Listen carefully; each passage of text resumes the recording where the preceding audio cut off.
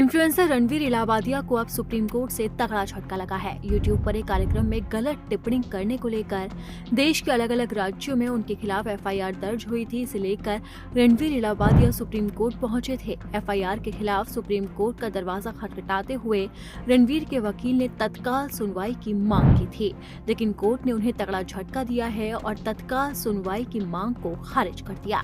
मुख्य न्यायाधीश संजीव खन्ना और न्यायमूर्ति संजय कुमार की पीठ ने इन्फ्लुएंसर की ओर से पेश हुए वकील अभिनव चंद्रचूड़ की दलीलों पर गौर किया और कहा कि याचिका 2-3 दिनों में सूचीबद्ध की जाएगी। अभिनव चंद्रचूड़ ने इस आधार पर तत्काल सुनवाई की मांग की है कि इलाहाबादिया को असम पुलिस ने तलब किया है। कॉमेडियन समय रैना के YouTube show India's got talent में माता पिता और इंटीमेट पर पॉडकास्टर में इलाहाबादिया की गलत टिप्पणी पर विवाद खड़ा हो गया है। देश के अलग अलग हिस्सों में उनके और अन्य लोगों के खिलाफ कई एफआईआर दर्ज की गई है। वहीं हिंदू महासभा के राष्ट्रीय प्रवक्ता शिशिर चतुर्वेदी ने रणवीर इलाहाबादिया के बयान पर टिप्पणी करते हुए कहा है कि उनका बयान सनातन विरोधी है। उन्होंने कहा कि रणवीर के बयान से व्यापक आक्रोश फैल गया है और उसकी गंदी जुबान काटने वाले को 1 लाख रुपए का इनाम दिया जाएगा।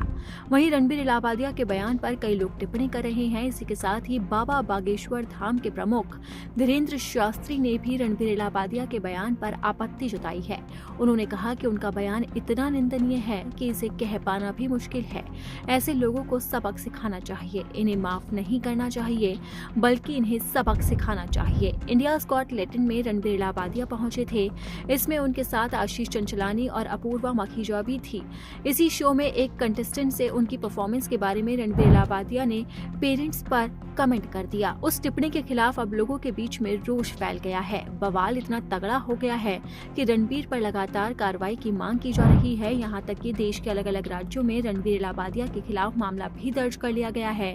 इसी केस को लेकर रणवीर इलाहाबादिया ने आज सुप्रीम कोर्ट का दरवाजा खटखटाया था। उन्होंने कहा था कि उनके ऊपर दर्ज अलग अलग राज्यों में एफआईआर को एक ही कर देना चाहिए। इसे लेकर उनके वकील ने तत्काल सुनवाई की मांग की थी, लेकिन सुप्रीम कोर्ट की तरफ से रणवीर इलाहाबादिया को अब तगड़ा झटका लगा है। इसी के साथ ही राजनीतिक दल भी रणवीर इलाहाबादिया को लेकर अपनी प्रतिक्रिया दे रही हैं। अपर्णा यादव का कहना है कि रणवीर ने बिल्कुल भी सही टिप्पणी नहीं की है।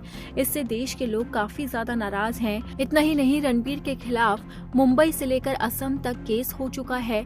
असम पुलिस ने भी रणवीर को तलब किया है और कहा है कि उन्हें पूछताछ के लिए थाने आना होगा। इसी के साथ ही मुंबई पुलिस ने भी समन भेजा था और कहा था कि पूछताछ के लिए उन्हें थाने आना बेहद जरूरी है।